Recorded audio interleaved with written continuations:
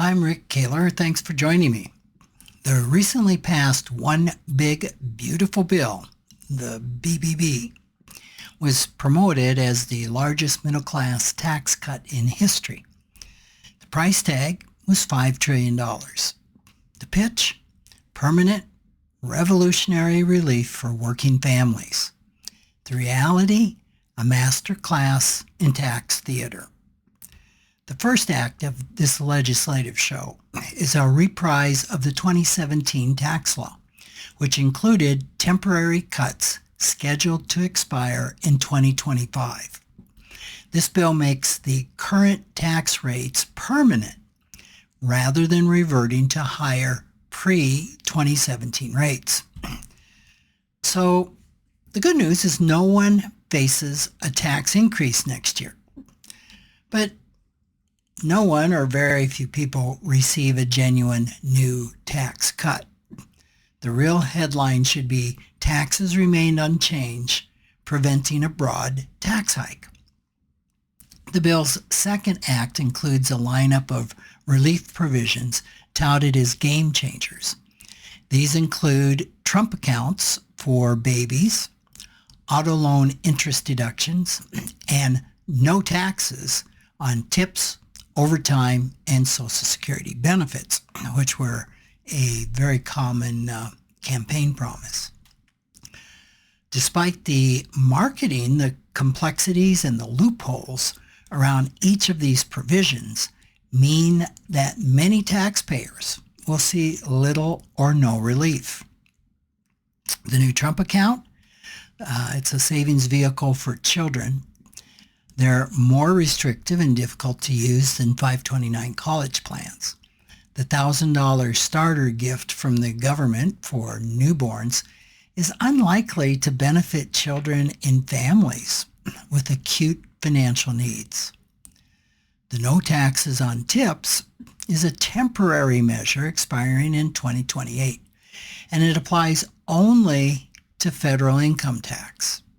It excludes many service workers, those who don't earn enough to pay federal income tax, or who fail to qualify under the bill's strict definitions. For example, if you do qualify, the relief is capped at $25,000 in tips per year, and it phases out at higher incomes.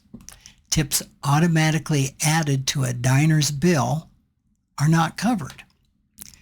The no taxes on overtime, which also expires in 2028, is a federal income tax deduction capped at $12,500 per year for single filers and subject to phase out. Neither of these changes provide relief from payroll taxes, and that's the largest tax burden for 90% of Americans. That's according to the Cato Institute. And it also doesn't provide relief from state income taxes.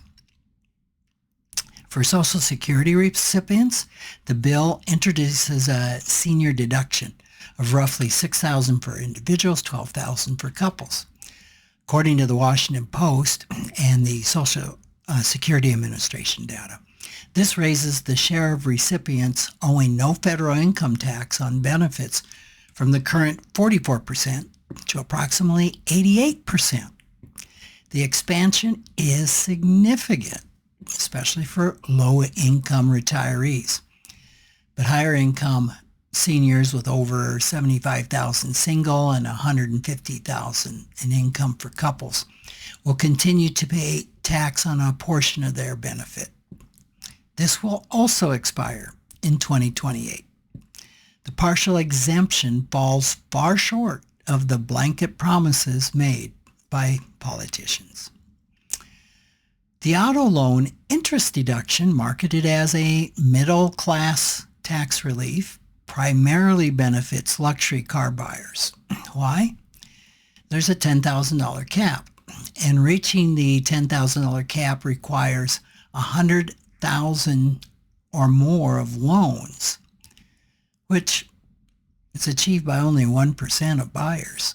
So typical families financing $35,000 vehicles will save $300 to $500 annually, while luxury buyers financing, say, over $120,000 or a car costing over $120,000 can claim $1,500 to $2,400. The income phase out favors affluent professionals. Americans already spend billions of hours and hundreds of billions of dollars complying with complex tax codes each year. So the big, beautiful bill adds more layers, qualifications, and exclusions, almost a guarantee of missed benefits and compliance mistakes. The primary takeaway is pretty clear. The one big, beautiful bill freezes tax rates and packages marginal extras with a maximum of marketing. The only broad benefit is that Americans avoid a scheduled tax increase. The remaining provisions that promised sweeping change deliver far less than advertised. With no tax hike and no transformative cut, the law is at best a draw, not a win. This is just one more example of political marketing that repackages maintenance as reform, playing on fears of loss and hopes for gain. It's a reminder to treat campaign-style tax cut claims with skepticism. The one big beautiful bill is at best understood as the one big beautiful bluff. For most Americans, the result is taxes and complexity as usual. Thanks for listening.